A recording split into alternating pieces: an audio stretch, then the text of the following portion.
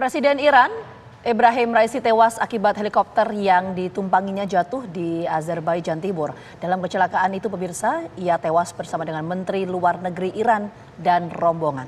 Untuk membahasnya telah bergabung bersama kami ada pemerhati Iran dan juga Timur Tengah, Bapak Nasir Tamara dan juga pakar hukum internasional, Prof. Hikmahanto Juwana. Kita terlebih dahulu menuju ke Pak Nasir Tamara. Pak Nasir Tamara, ini sangat mencengangkan, menggegerkan publik di tengah konflik yang memanas antara Israel dan Iran. Apakah ini murni kecelakaan, indikasi dugaan Bapak, atau ada sabotase dari Israel? Kalau kita lihat perang udara antara Israel dan Iran, maka spekulasi itu bisa macam-macam ya.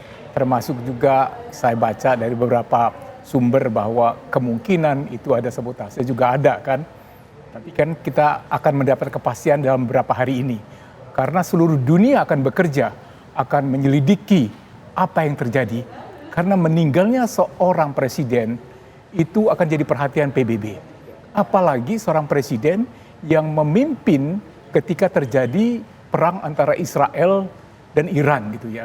Yang memerintahkan pengiriman drone dan misail ke Israel itu adalah di bawah almarhum yang baru saja meninggal dan kita turut berduka. Ya, tapi Pak Nasir melihat ini ada potensi sabotase dari Israel tidak, Pak?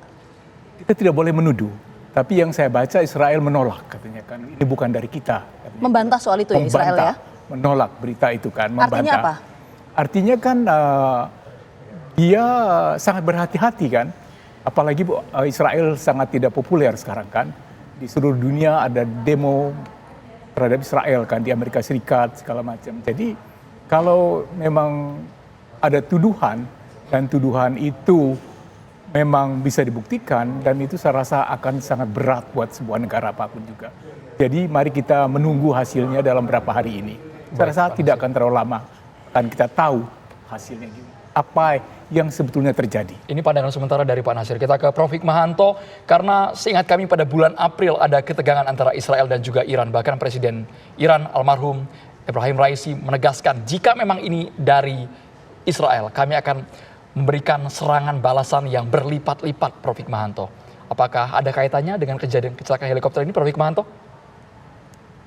Sekali lagi saya harus mendukung apa yang disampaikan oleh Pak Nasir Tamara ya. Karena kita harus menunggu hasil penyelidikan. Hasil penyelidikan nantilah yang akan menentukan apa penyebab helikopter yang ditumpangi oleh Presiden Iran jatuh.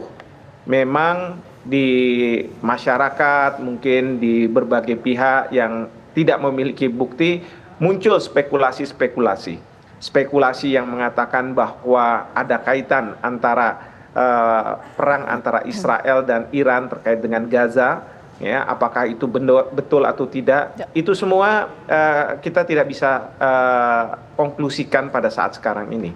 Karena sekali lagi, kalau sampai ada yang mengkonklusikan tidak berdasarkan fakta dan bukti, maka ini yang akan memicu permasalahan lebih besar lagi.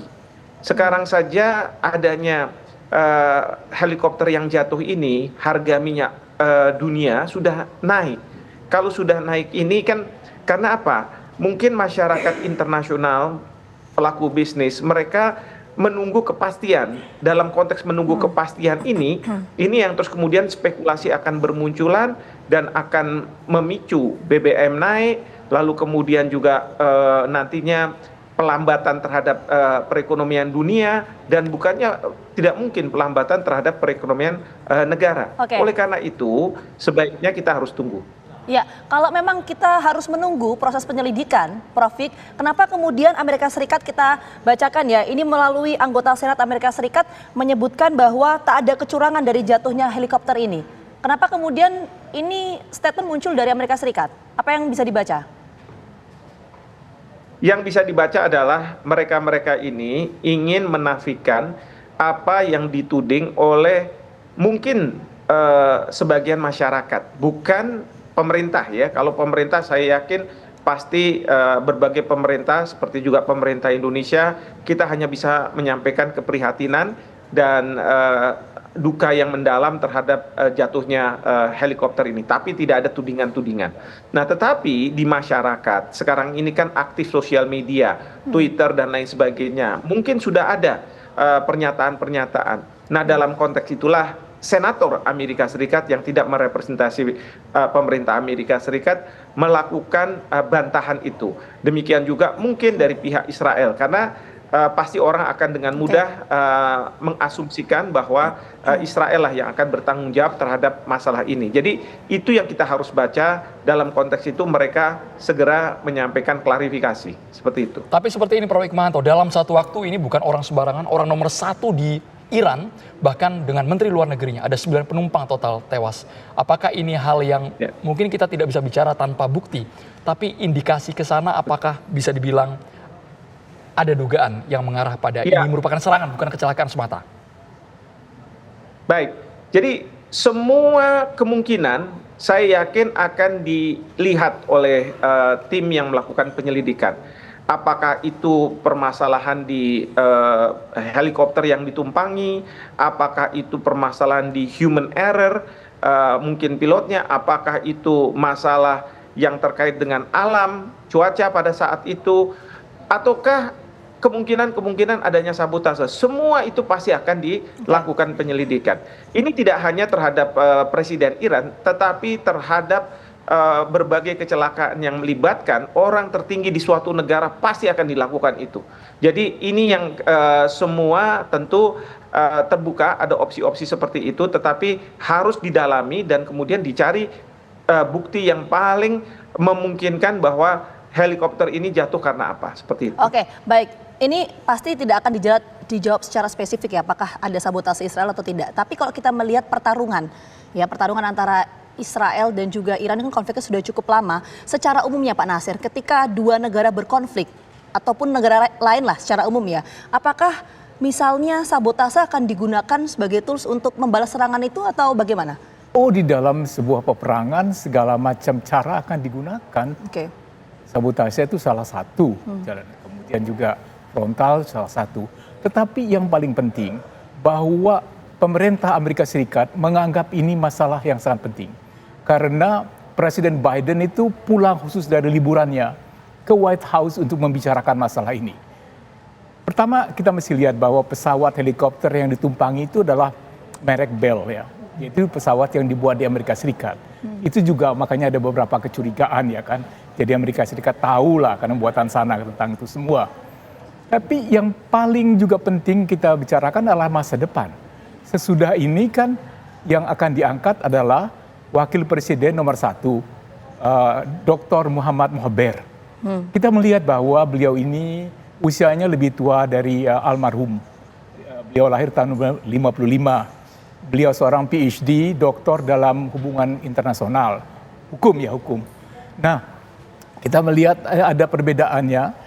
Backgroundnya itu dengan almarhum Ayatollah Raisi itu sangat beda. Karena beliau ini seorang profesional, seorang yang bergerak di bidang manajemen. Salah satu tugasnya adalah menjadi ketua pelaksana dari ajaran-ajaran Imam Khomeini. Dan beliau itu berasal dari Khuzestan. Itu di wilayah perbatasan antara Irak dan Iran. Dan pada perang Iran dan Irak, itu wilayah utama dalam pertempuran. Di wilayahnya dia berasal itu 55% dari minyak Iran itu berasal. Jadi begini yang saya mau sampaikan, beliau ini juga mendirikan Yayasan Ihsan, kemudian juga Yayasan Berkah gitu. Dan beliau ditugaskan ketika COVID terjadi untuk menciptakan vaksin made in Iran. Jadi kalau kita lihat background beliau ini adalah seorang bisnis, seorang doktor, beliau dan bukan dari seorang ulama, tetapi dia ditunjuk oleh Ayatollah Khamenei sebagai ketua dari Dewan Ulama di sana. Pak Natsir Tamara, sebagai itu.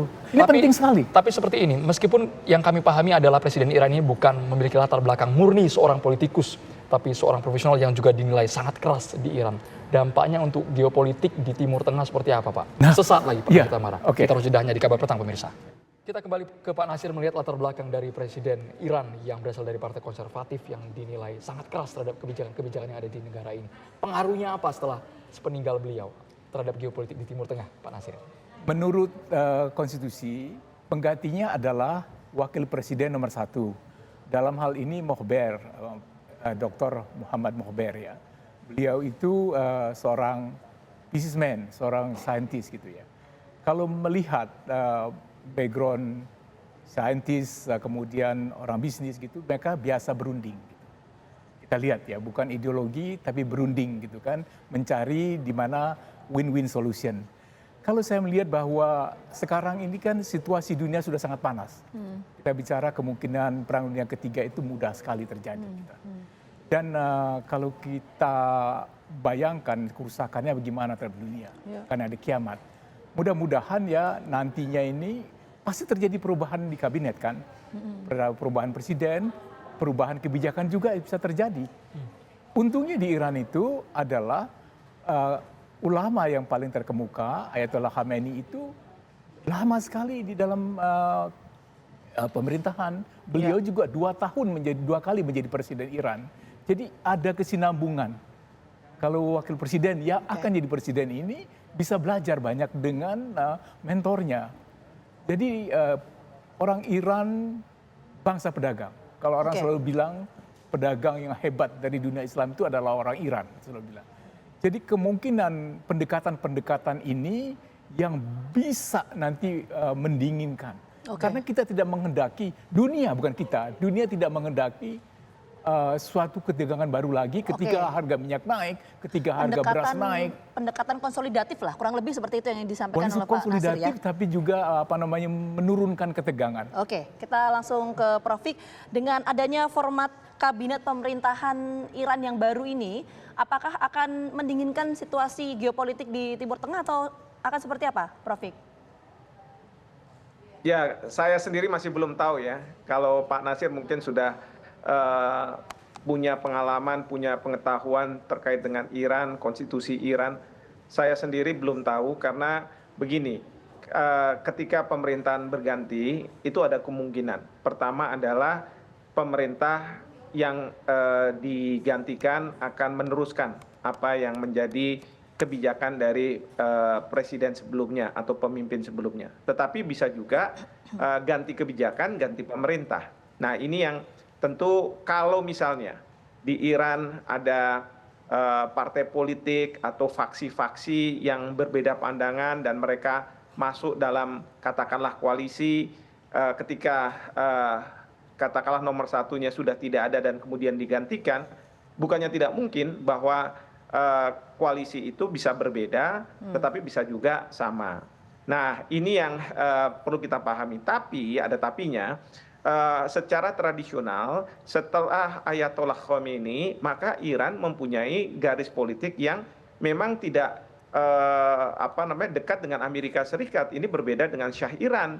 Nah bahkan Shah Iran pada waktu itu juga punya hubungan baik dengan Israel. Nah ini yang mungkin akan berbeda dengan Iran setelah Ayatollah Khomeini yang tentu mempunyai pandangan yang lebih kontras dengan Shah Iran. Satu itu. Dan yang kedua, dalam peperangan yang ada di Gaza ini, terus terang dunia sebenarnya bergantung pada Iran. Karena apa? Karena Iranlah yang paling berani meluncurkan senjata ke arah Israel. Tapi pada waktu itu juga ada alasan. Karena Iran konsul di Iraknya itu diserang oleh Israel. Oke, baik. Nanti kita tunggu bagaimana untuk perubahan format kabinet di pemerintahan Iran yang baru ya. Sekali lagi terima kasih banyak Prof. Fik dan juga Pak Nasir atas waktunya sudah bergabung sama kami di KAR Petang.